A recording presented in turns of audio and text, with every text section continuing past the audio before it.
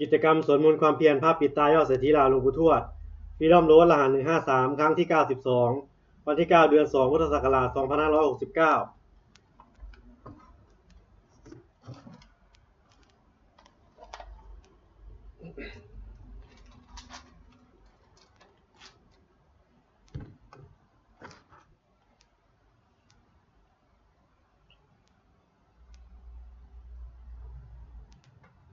บัดนี้เป็นครั้งที่92ตรงกับวันที่9เดือน2พุทธศักราช2569ข้าพเจ้านายชิดชัยคำปานขอเปล่งวาจาสาธยายพุทธมนต์ถวายเป็นพุทธบูชาธรรมบูชาสังฆบูชาและเป็นอาจาริยบูชาในองค์พระควาปฏิเทระเจ้าองค์หลวงปู่สำเร็จรุ่นหลวงปู่บุญเดชหลวงปู่ศิลาตลอดทั้งครูบาอาจารย์ผู้เป็นเจ้าของวิชาจินดามณีขอเทพเทวดาเจ้าทั้งหลายโปรดจงมาอนุโมทนาในการสวดสาธยายของข้าพเจ้านี้ขออนุภาพคุณพระรัตนตรัยครูบาอาจารย์และเทพเทวดาทั้งหลายโปรดจงบันดาลให้จิตของข้าพเจ้าเป็นสมาธิอันควรแก่การสวดสาธยายมนต์ต่อไปบทสวดชุมนุมเทวดาสามันตาจักวาเลสุอัตาราคัจฉันตุเทวตาสัทธัมมังมุนิราชสาสุนันตุสักขโมคทังสักเคกาเมจารูเปคิริสิขารตเตจันตลิเควิมานีทีเปรัตเทจะคาเมตารุวนาคาหเนเคหาวาทุมนิเคเตภูมิมาจยันตุเทวาชาลทาลาวิสเมยขาคันทัพพนาคาติทันตาสันติเกยังมูนิวารวัจจนังสาทโวเมสุนันตุธรรมสวนกโลยัมปทันตาธรรมสวนกโลยัมปทันตาธรรมสวนกโลยัมปทันตาบทสวดนามการสิทธิคาถานะโมตัสสะภะคะวะโตอะระหะโตสัมมาสัมพุทธัสสะนะโมตัสสะภะคะวะโตอะระหะโตสัมมาสัมพุทธัสสะนะโมตัสสะภะคะวะโตอะระหะโตสัมมาสัมพุทธัสสะบทสวดสัจจกิริยาคาถานาติเมสารนังอัญญังพุทโธเมสารนังวรังเอเตนะสัจจวัชเชนะโสติเมโหตุสัพพทานาติเมสารนังอัญญังธัมโมเมสารนังวรังเอเตนะสัจจวัชเชนะโสติเมโหตุสัพพทานาติเมสารนังอัญญังสังโฆเมสารนังวรังเอเตนะสัจจวัชเชนะโสติเมโหตุสัพพทา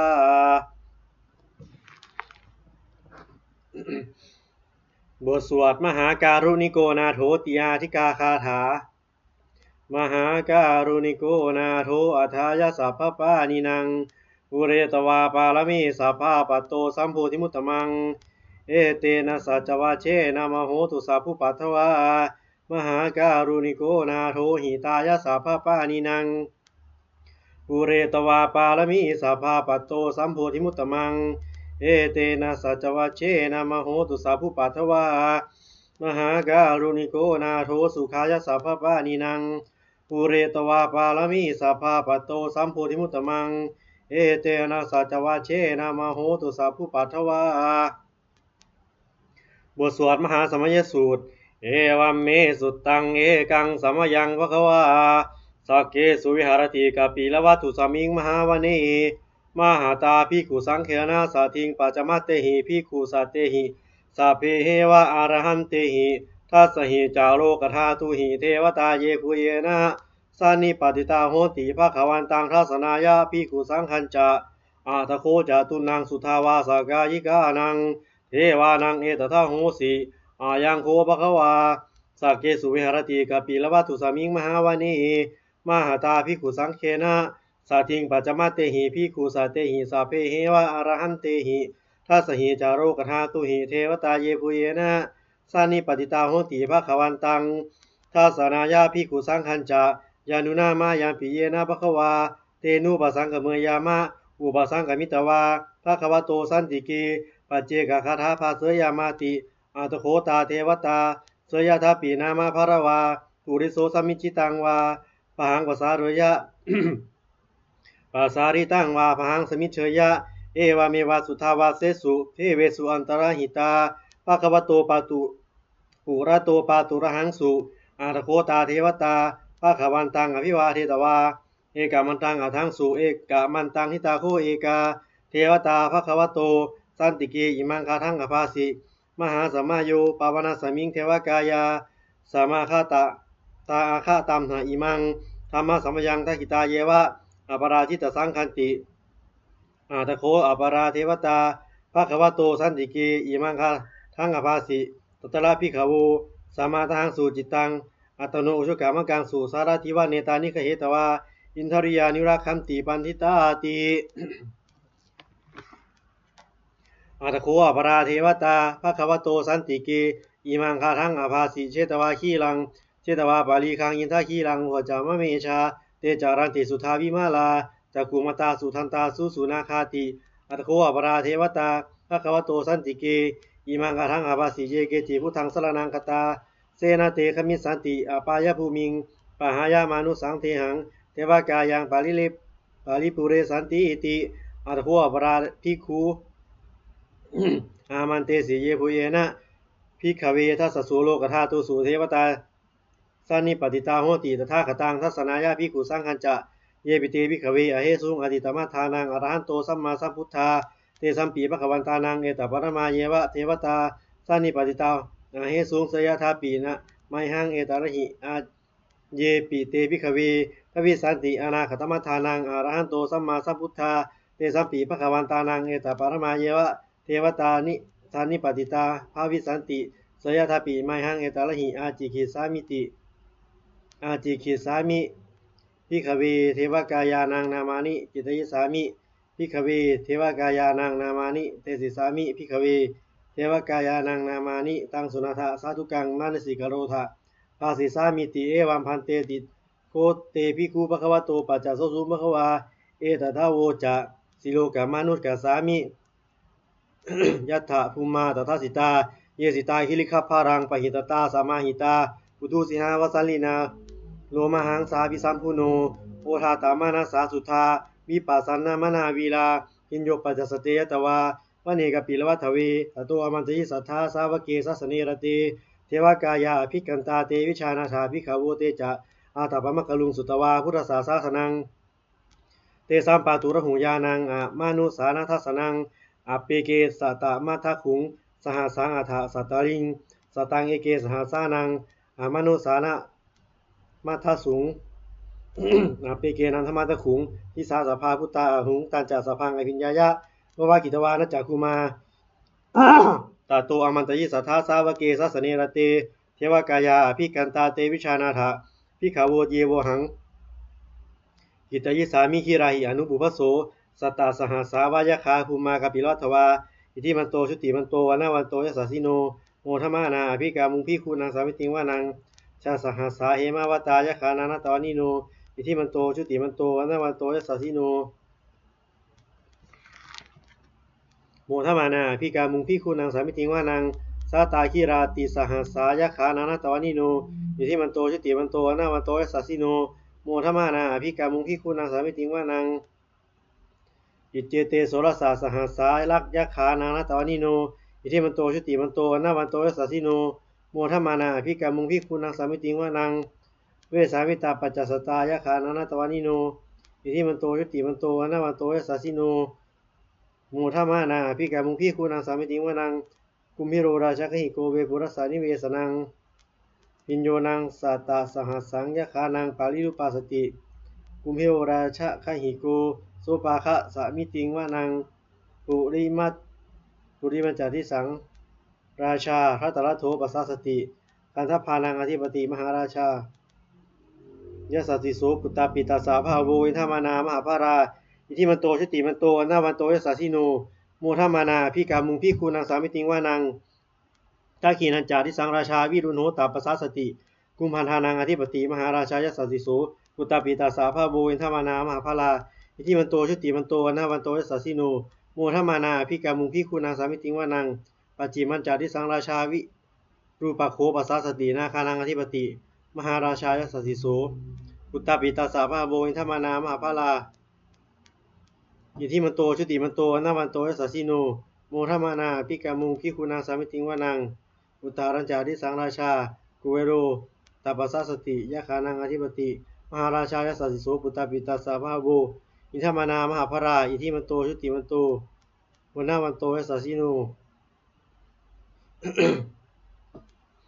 โมทัมมานาพิการมุงพิคูนางสามิติงว่านางอุตารัญจาทิสังราชากุเวโรตาปัสสาสติยะคานังอธิปติมหาราชายสัสสิโสอุตาปิตาสาภาโวอินทามานามหาภราอิทิมันโตชุติมันโตนาวันโตยสัสสิโนโมทัมมานาพิการมุงพิคูนางสามิติงว่านางปุริมาทิสังทัตตะละโถ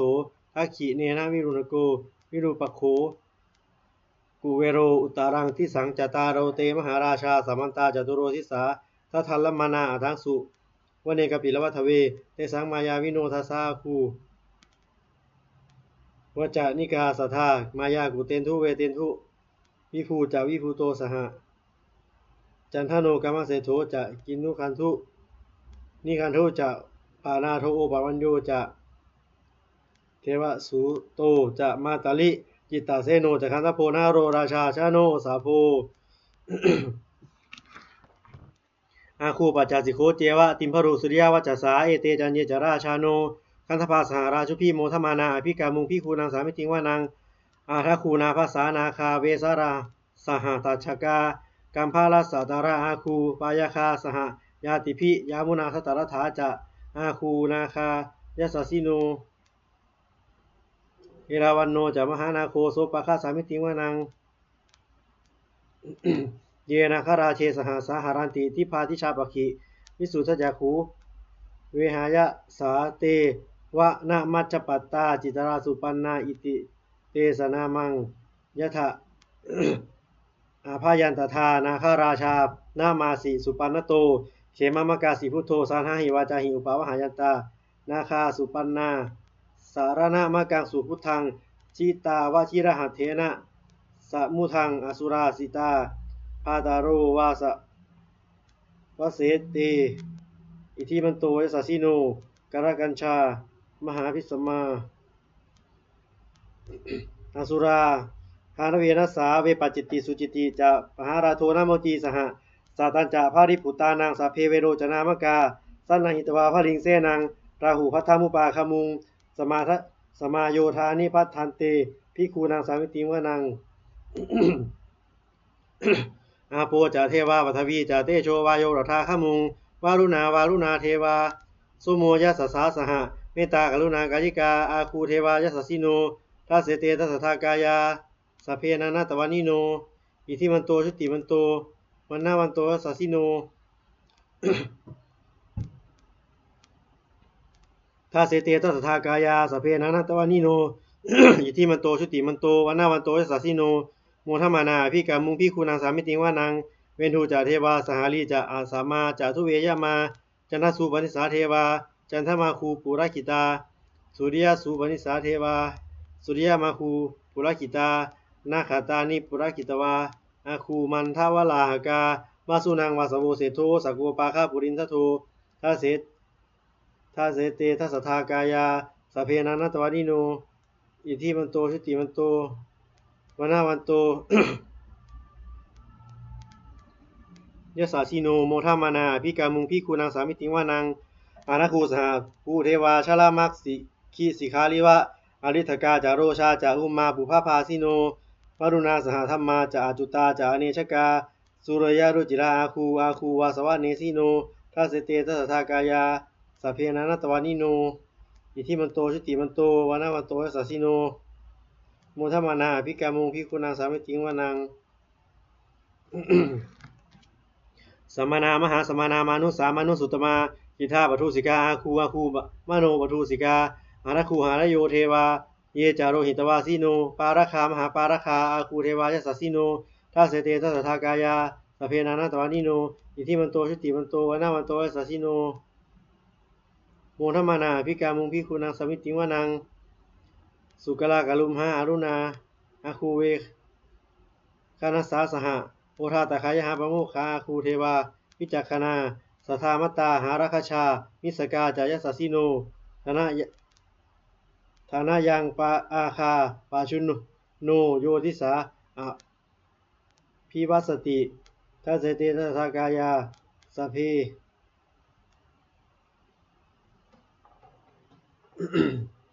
ส สัพเพนานันตวานิโนอิมันโตชุติมันโตอนาวันโตยัสสาสิโนโมทมานาอภิกามุงภิกขุนังสามิติวานังเคมิยาดุสิตายามากาทกาจายสาสิโนสัมพิตการามาเสถาชตินามาจาสวานิมานารติโนอาคูอัฏฐาคูปารานิมิตาทัสเตทัสสทากายาสัพเพนานันตวานิโนอิมันโตชุติมันโตอนาวันโตยัสสาสิโนโมทมานาอภิกามุงภิกขุนังสามิติวานังสัทเทเตเทวานิกายาสัพเพนานัตตวานิโนนานันวะเยนะอาคันชุงเยจันเยสันติสาสหะพระอุทชาติมาคีรังโอคตินมนาสวังทาเคโมคตรังนาคังจันทังวะอาสิตาติตังสุพรมาปารามัตโตจะปุตตาอิติมโตสหะสันนังกุมาโรติโสจะสุปาคะสามิติวานังสหัสสะพรหมโลกานังมหาพรหมาพิติตติอุปาปาโนชุติมันโต วิสมากายโยยัสสาสิโสทัสเสทะอิสราอาคูปัจเจกะวัสวัติโน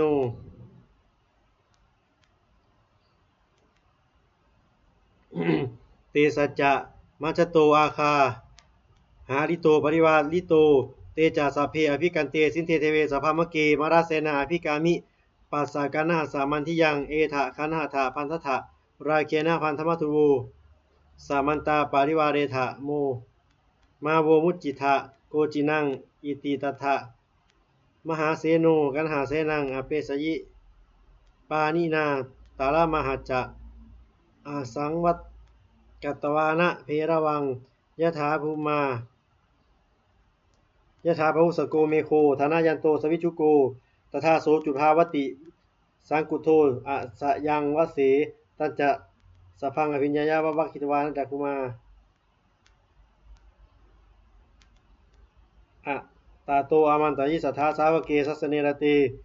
มาระเสนาอภิกันตาเตวิชานาถะ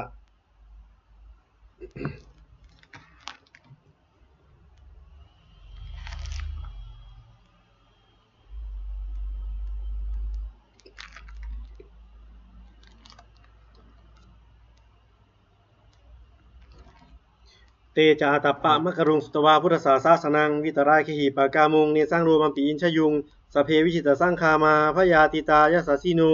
โมทันติสหภูเตหิสาวกาเตชะเนสุตาติบทสวดจุลชายปกรณ์นะโมเมพุทธเตชะสารตานาตายธรรมาเตชะปสิทธิปสีเทวานารายปรเมสุรา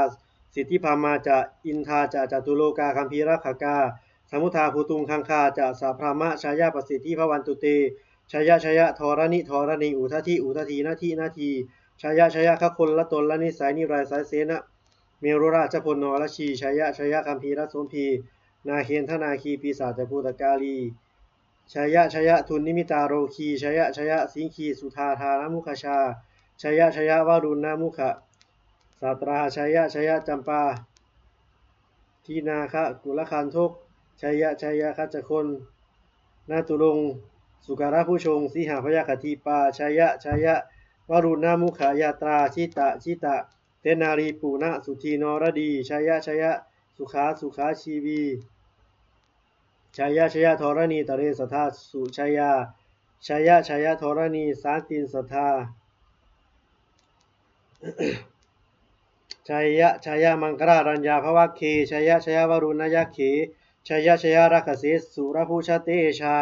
ชายะชยะพรหมเมนทคณาชายะชยะราชาธิราชสาชัยชายะชยะปัทวิงสพังชายะชยะอรหันตาปัจเจกพุทธสาวังชายะชยะมเหสุโรหโรหรินเทวาชยะชยะพรหมมาสุรโข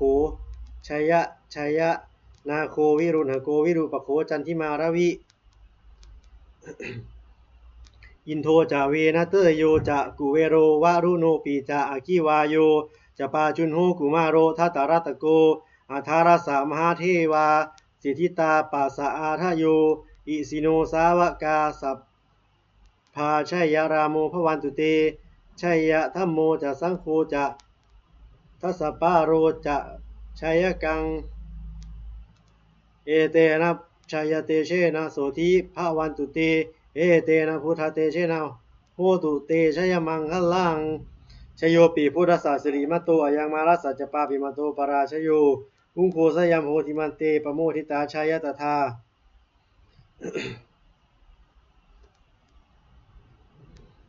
พรหมคณามเหสิโนชโยปีพุทธศาสริมโตอายังมารัสสัจจปาปิมโตปราชโยอุงโคสยามโพธิมันเตปโมทิตาชายตถาอินทคณามเหสิโนชโยปีพุทธศาสริมโตอายังมารัสสัจจปาปิมโตปราชโย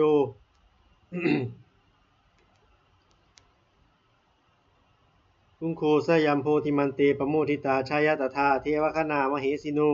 ชโยปีพุทธศาสริมโตอายังมารัสสัจจปาปิมโตปราชโยอุงโคสยามโพธิมันเตปโมทิตาชายตถาเทวคณาชยตถาสุปันนคณามเหสิโนชโยปีพุทธศาสริมโตอายังมารัสสัจจปาปิมโตปราชโยอุงโคสยามโพธิมันเตปโมทิตาชยตถานาคณามเหสิโนชโยปีพุทธศาสริมโตอายังมารัสสัจจปาปิมโตปราชโยอุงโคสยามโพธิมันเตปโมทิตาชยตถาสัพพมคณามเหสิโนชยันโตโพธิยามุเลสักยานันทิวัฒโนเอวังตวังวิชโยโหหิชยสุชยมังคะเลปาราชิตปัลลังเกสีเสปทวิโปคะเลวิเศเกสัพพุทธานังอาคาปโตปโมทติสุนัขตังสุมังคลังสุปภาตังสุติตัง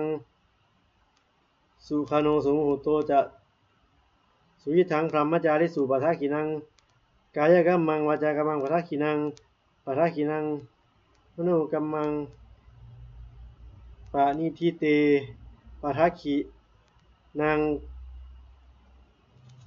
มโนกัมมังปณิทิเตปทักขินานิกาตวานลพันตเทปทักขินีเออัตลาธาสุกิตาวิรุณหาปุรสาสนีโรคาสุกิตาโหทะสหสาเพหิยาติพิสุนันตุพนโตเยเทวาสมิงธาเนอธิกตาทีคาจุกาสัทธาโหตุสุกิตาโหตุสัพพทาราคันตุสัพพสัตตานังราคันตุชินสาสนังยากาจิปัฏฐานาเตสังสัพเพปุเรตุมโนราธายุทธกาเลปวัสสันตุวสังวสาวราหกาโรคาจุปัฏฐวาเตสังนิวาเรนตุจะสัพพทากายาสุขังจิตตสุขังอรหันตุยถาระหังบทสวดธรรมนิยามสุตตังเอวัมเมสุตตังเอกังสมยังภควา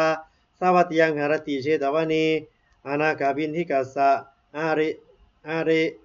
อาราเมตตระโคภควาภิกขุอมันเตสีภิกขโวติปาทานเตติเตภิกขุภควโตปัจจโสสุงภควาเอตถาโมมาโวจะอุปาทาวาภิกขเวตถาคตานังอนุปทาวาตถาคตานังทิตาวาสาธาตุธรรมทิรตาธรรมนิยามตาสัพเพสังขาราอนิจจาติตังอัฏฐคโตอภิสัมพุชติอภิสาเมติอภิสัมพุชิตวาอภิสาเมตวาอาจิขติเทเสติปัจจเปติวิวารติวิภาชติอุตนิกโรติสัพเพสังขาราอนิจจาติอุปาทาวาภิกขเวตถาคตานังอนุปาทาวาตถาคตานังทิตาวสาธาตุธรรมทิรตาธรรมัญญามตาสัพเพสังขาราทุขาติตังสัทธาคโตอภิสัมพุชติอภิสาเมติอภิสัมพุชิตวาอภิสาเมตวาอาจิขติเทเสติปัจจเปติวิวารติวิภาชติอุตนิกโรติสัพเพสังขาราทุขาติอุปาทาวาภิกขเวตถาคตานังอนุปาทาวาตถาคตานังทิตาวาสาธาตุธรรมทิรตาธรร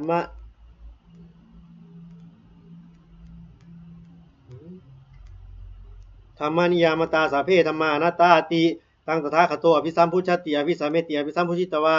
อภิสาเมตวาอาจิขติเทเสติปัจจเปติปัตตาเปติวิวารติวิภาชติอุตนิกโรติสัพเพธรรมานัตตาติอิทัมมาโวจาภควาอัฏฐมานาเตภิกขุอะภาควโตภาสีตังอภินันทุนติบทสวดพระเทกรัตตาคาถาแปล อาตีตังนานาวาคะเมยะนับปฏิกังเคอนาคตังบุคคลไม่ควรตามคิดถึงสิ่งที่ล่วงไปแล้วด้วยอะไรและไม่พึงพะวงถึงสิ่งที่ยังไม่มาถึง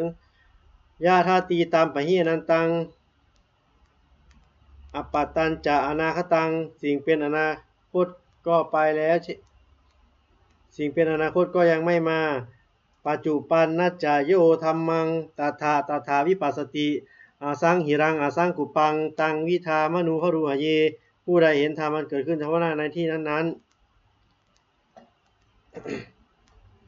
อย่างแจ่มแจ้งไม่งอนเงียนคอนแคนเขาควรพอกพูนอาการเช่นนั้นไว้อาเจวากิจจามาตปังโกชัญญามารานังสุเวความเพียรเป็นกิจที่ต้องทำวันนี้ใครจะรู้ความตายแม้พรุ่งนี้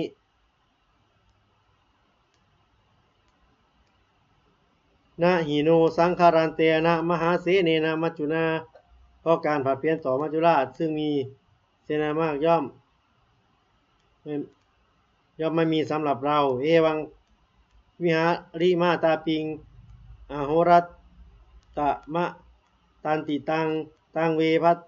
เทกรัตโตติสันโตอาจิคเตมุนีผู้สงบย่อมกล่าวเรียกผู้มีความเพียรอยู่เช่นนั้น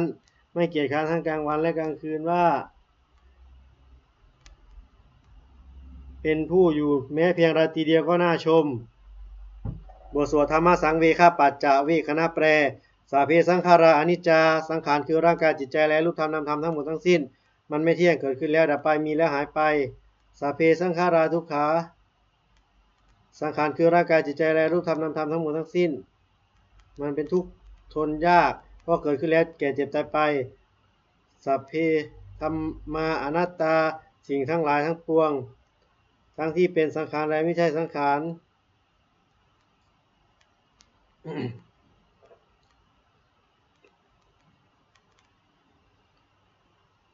ทั้งหมดสิ่งทั้งหลายทั้งปวงทั้งที่เป็นสังขารและไม่ใช่สังขารทั้งหมดทั้งสิ้นไม่ใช่ตัวไม่ใช่ตนไม่ควรถือว่าเราว่าของเราว่าตัวว่าตนของเราทุวังชีวิตตังชีวิตเป็นของไม่ยั่งยืนทุวังวรนังความตายเป็นของยั่งยืนอาวสังวยามาริตพังอันเราจะพึงตายเป็นแท้มารณะปาริโยสานังมีชีวิตตังชีวิตของเรามีความตายเป็นที่สุดรอบชีวิตตังมีอนิจจตังชีวิตของเราเป็นของไม่เที่ยงมารณังมีนิยตังความตายของเราเป็นของเที่ยงวัตตะควรที่จะสังเวชอายังกายโยอจิรังร่างกายนี้มีได้ตั้งอยู่นาน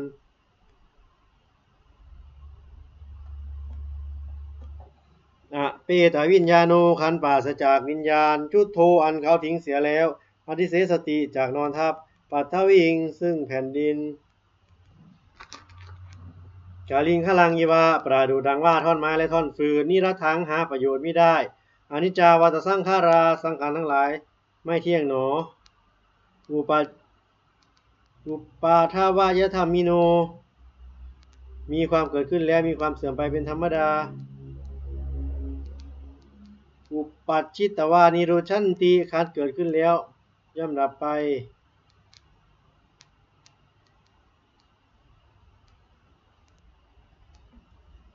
เตสังอุปสมโมสุโค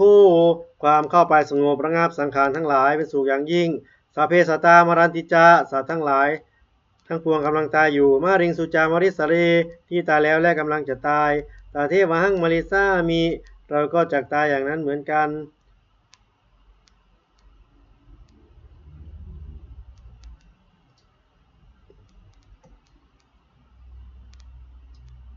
นัตถิเมเอตสังสโยความสงสัยในความตายนี้ย่อมไม่มีแก่เราเลยบทสวดเมตตายังกินจิย่างกินจิกุสลังกัมมังสาภิหิพระเตหิกาตั้งบุญยังนูอนุโมทันตุสุนันตุโพนโตเยเทวาอัสมิงธานีอธิกตาทีคาจุกาสัทธาโหตุสุขิตาโหตุทุกขามุจันตุมาตาปิตาสุขิตาโหตุทุกขามุจันตุสัพเพยาติกาสุขิตาโหตุทุกขามุจันตุสัพเพอายาติกาสุขิตาโหตุทุกขามุจันตุสัพเพปิสาสัพเพยะคาสัพเพเปตาสุขิตาโหตุทุกขามุจันตุสัพเพอาจาริยุปัชยายาสุขิตาโหตุทุกขามุจันตุ สัพเพนะขตาสุขิตาโหตุทุกขาปมุจจันตุสัพเพเทวาสุขิตาโหตุทุกขาปมุจจันตุสัพเพสามะตินังสะสามิชันตุโวบทสวดบูชาหลวงปู่ทวดนะโมโพธิสัตว์โตอาคันติมายะอิติภควานะโมโพธิสัตว์โตอาคันติมายะอิติภควานะโมโพธิสัตว์โตอาคันติมายะอิติภควา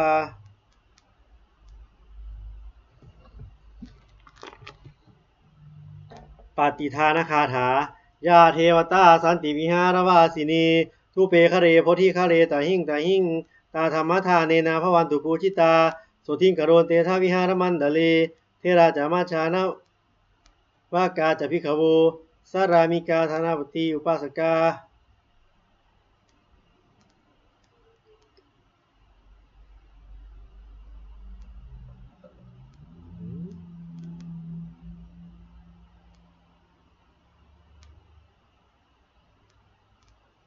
ข้ามาจากเทสานิข้ามาจากอิสราสัปปานภูตาสุกิตาภวันตุเตชาดาผู้ชาเยปีจานสัมภวาสังเสทชาตาอุทโวปปาติกานิยานิกังธรรมะ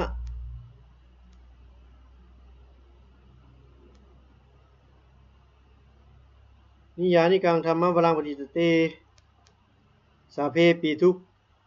ขัสสะกโรนตุสังขยังทาตุจิลังสตังธัมโมธรรมทราจะบุคลาสังโฆโหตุสัมมโควะอาทายะจะหิตายะจะอัมหิรักขตุสัทธัมโมสัพเพปิธรรมจาริโนพุทธิงสัมปาปุเนยามะธัมเมอริยปเวทิเต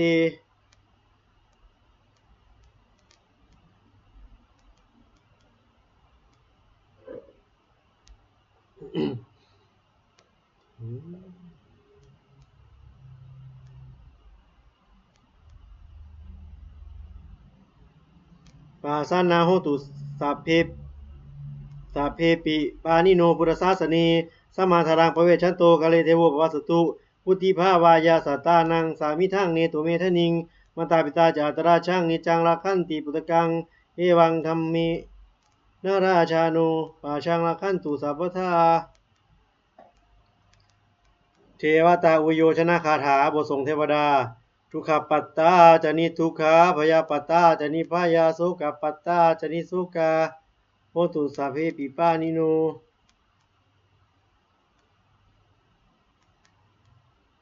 เอตาวตาเอตาวตาจะอัมเหหิสัมปทังมุญญสัมปทังสัพเพเทวานุโมทันตุสัพพะสาวาดิสิทธิยาทานังทัทันตุสัทธายาสีรังลักขันตุสัพพทาภาวนาพีรตาโหตุขชันตุเทวตาคตาสุมังคราคาถาโหตุสัพพังสุมังคลังลักขันตุสัพพเทวตาสัพพพุทธานุภาเวนะโสติโหตุนิรันตลังโหตุสัพพังสุมังคลังลักขันตุสัพพเทวตาสัพพธรรมานุภาเวนะโสติโหตุนิรันตลังโหตุสัพพังสุมังคลังลักขันตุสัพพเทวตาสัพพสังฆานุภาเวนะโสติโหตุนิรันตลังสัพเพพุทธาพระปัตตาปเจกานันจะยังพรังอรหันตานันจะเตชนาละขังมทามิสัพพสูสัพเพพุทธาพระปัตตาปเจกานันจะยังพรังอรหันตานันจะเตเชนาละขังมทามิสัพพสู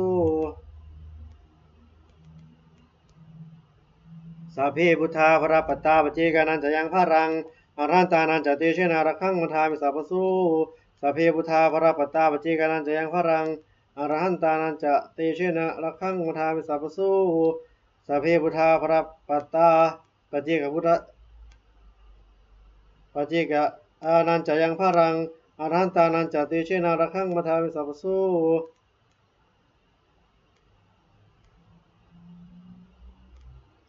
สัพเพพุทธาพระปัตตาปเจกานันจะยังพรังอรหันตานันจะเตเชนะระคังมทามิสัพพสูสัพเพพุทธาพระปัตตาปเจกานันจะยังพรังอรหันตานันจะเตเชนะระคังมทามิสัพพสู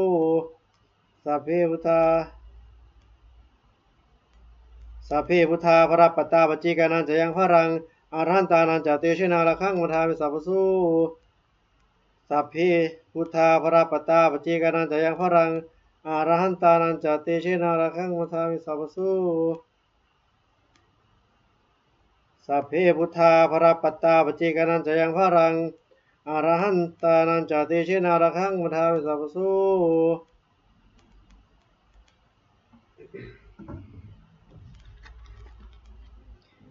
ด้วยอำนาจแห่งบุญกุศลที่ข้าพเจ้าได้สวดสาธยายพระพุทธมนต์นี้ข้าพเจ้าขอน้อมเกล้าอุทิศถวายเป็นพระราชกุศลแด่สมเด็จพระนางเจ้าสิริกิติ์พระบรมราชินีนาถพระบรมราชชนนีพันปีหลวงผู้เสด็จสู่สวรรคาลัยขออานิสงส์แห่งบุญกุศลนี้จงเป็นสัพพสิริมงคลที่ข้าพเจ้าได้สวดจงเป็นสัพพสิริมงคลให้แก่ข้าพเจ้าให้แคล้วคลาดปลอดภัยปราศจากทุกโศโรคภัยอันตรายทั้งปวงให้มีแหล่งรายได้อันสุจริตมั่นคงเป็นสมาชีพอันชอบธรรมคำว่าไม่มีอดอยากยากจนขออย่าได้มีแก่ข้าพเจ้า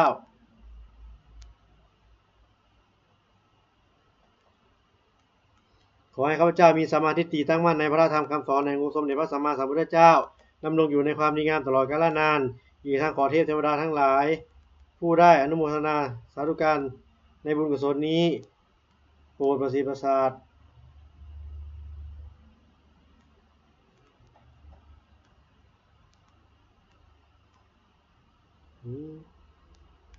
พรน้อมส่งอนุภาพแห่งมงคลไปสู่วัตถุมงคลพระบิดายอดเศรษฐีทั้งฝ่ายไทยและฝ่ายลาวรวมถึงวัตถุมงคลทั้งปวงที่สามสิงห์บุรีได้จัดสร้างขึ้นให้เปี่ยมด้วยพุทธานุภาพเทวานุภาพและฤทธานุภาพอันศักดิ์สิทธิ์อำนวยผลให้เป็นสิริมงคลแก่ผู้ครอบครองและบูชาทุกประการเทอญสาธุสาธุสาธุ